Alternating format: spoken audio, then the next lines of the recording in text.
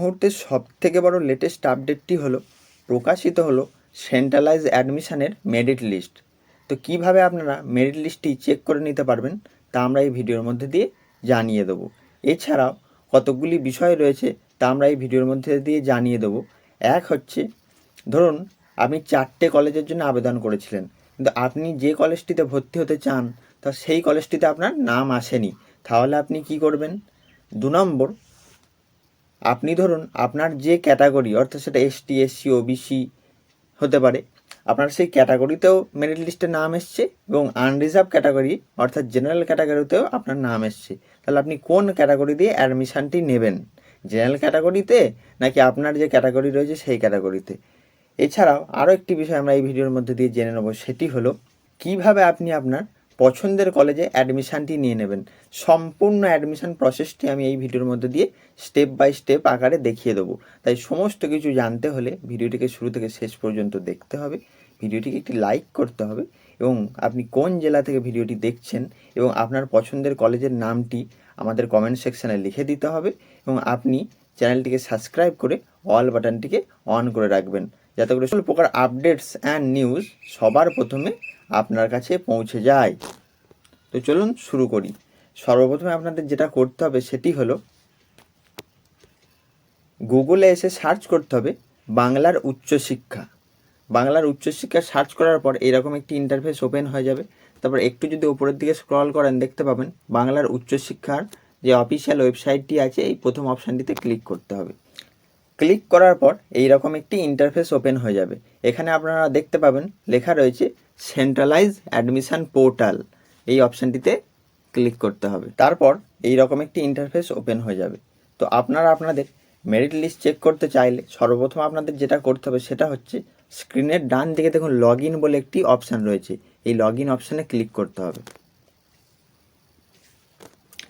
Log in অপশানে click করলে এরকম একটি ইন্টারফেস ওপেন হয়ে যাবে, যেখানে লেখা রয়েছে ইউজার আইডি অ্যান্ড পাসওয়ার্ড। আপনারা আপনাদের অ্যাডমিশনের সময় যখন অনলাইনে আবেদন করেছিলেন, যেখান থেকেই করেছিলেন আবেদনটি, তাহলে আপনারা একটা ইউজার আইডি এবং একটি পাসওয়ার্ড পেয়েছিলেন, বা যদি নিজেই করে থাকেন তাহলে নিজেই অবশ্যই একটি ইউজার আইডি এবং পাসওয়ার্ড পাবেন।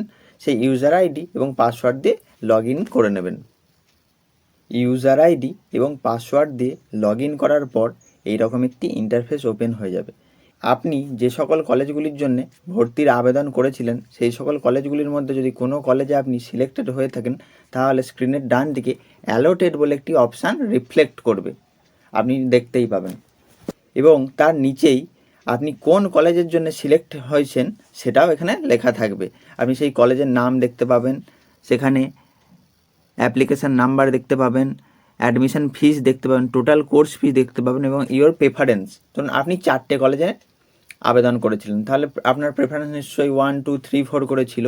তো আপনি কোন প্রেফারেন্সের কলেজটিতে সিলেক্ট হয়েছেন সেটাও এখানে লেখা থাকবে। এবার আপনি যে কলেজটিতে সিলেক্ট হয়েছেন সেই কলেজটিতে যদি অ্যাডমিশান নিতে চান তাহলে এই টেক অ্যাডমিশান বলে এই অপশানটিতে ক্লিক করবেন।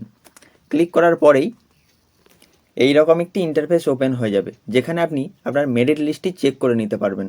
সেখানে দুটি অপশান আছে, যেমন জিএমআর মানে হচ্ছে জেনারেল মেরিট র্যাঙ্ক, আর সিএমআর অর্থাৎ ক্যাটাগরি মেরিট র্যাঙ্ক। আপনি আপনার দুটো র্যাঙ্কই ওই মেরিট লিস্টে গিয়ে দেখে নিতে পারবেন, আপনার ক্যাটাগরি ওয়াইজ কী র্যাঙ্ক এসেছে এবং আপনার জেনারেলি অর্থাৎ আনরিজার্ভ ক্যাটাগরিতে কী র্যাঙ্ক এসেছে। এটা দেখে নেওয়ার পর স্ক্রিনের ডান দিকে যে টেক অ্যাডমিশান বলে অপশানটি রয়েছে এই টেক অ্যাডমিশানে ক্লিক করবেন। তারপর এইরকম একটি ইন্টারফেস ওপেন হয়ে যাবে। সেখানে প্রথম যে অপশানটি দেখতে পাবেন সেটি হলো সিলেক্ট সিট।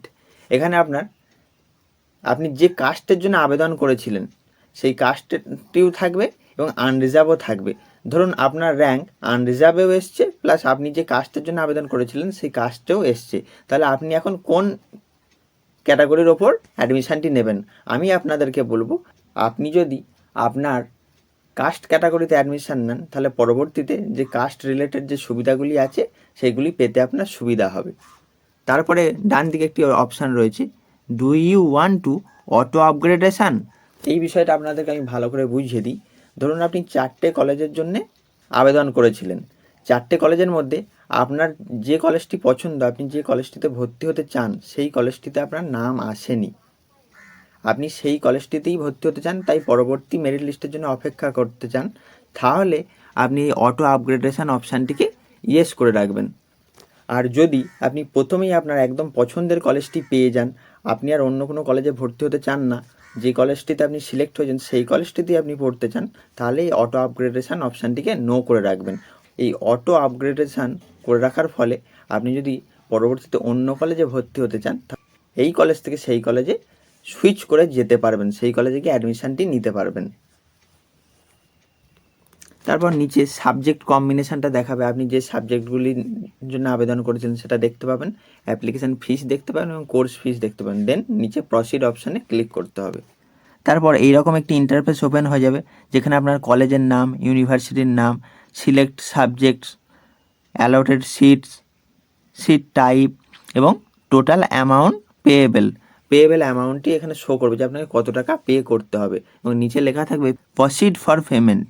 এই অপশানটিতে ক্লিক করতে হবে।